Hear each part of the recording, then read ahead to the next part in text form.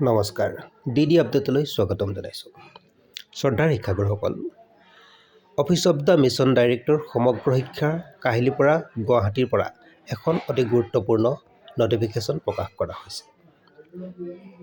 শিক্ষা হেতু সম্পৰ্কীয় এই জাননীখন 2025 বৰ্ষৰ 7 এপ্ৰিল তাৰিখে প্ৰকাশ কৰা হৈছে আৰু জাননীখন প্ৰেৰণ কৰিছে ডক্টৰ ওম প্ৰকাশ, মিছন ডাইৰেক্টৰ সমগ্ৰ শিক্ষা অসম।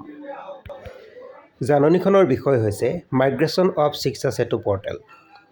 ইয়াত কোৱা হৈছে, sir madam, with reference to the subject cited above, it is to inform you that the migration of শিক্ষা সেতু application from state data center to cloud is going on। অৰ্থাৎ শিক্ষা সেতু পৰ্টেলটো ষ্টেট ডাটা চেণ্টাৰৰ পৰা ক্লাউডলৈ স্থানান্তৰ কৰা হৈছে। As part of the migration process, the Shiksha Setu application will be down with the effect of 13th April 2025 to 18th April 2025। অৰ্থাৎ এই প্ৰক্ৰিয়া সম্পূৰ্ণ নোহোৱা পৰ্যন্ত অৰ্থাৎ 13 এপ্ৰিলৰ পৰা 18 এপ্ৰিললৈকে শিক্ষা হেতু পৰ্টেল নিষ্ক্ৰিয় হৈ থাকিব।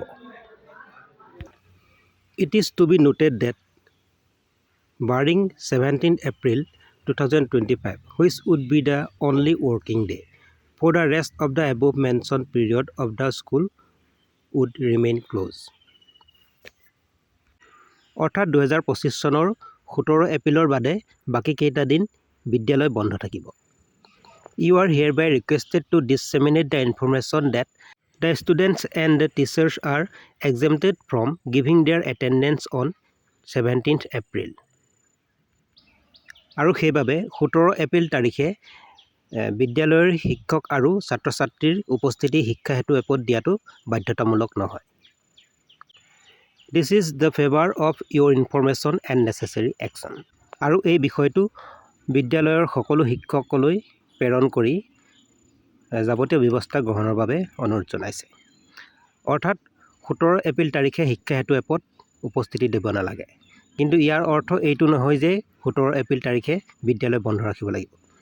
বিদ্যালয় 17 এপ্ৰিল তাৰিখে খোলা থাকিব, মাত্ৰ শিক্ষক আৰু ছাত্ৰ ছাত্ৰীসকলৰ উপস্থিতিহে শিক্ষা হেতু পৰ্টেলত দিব নালাগে।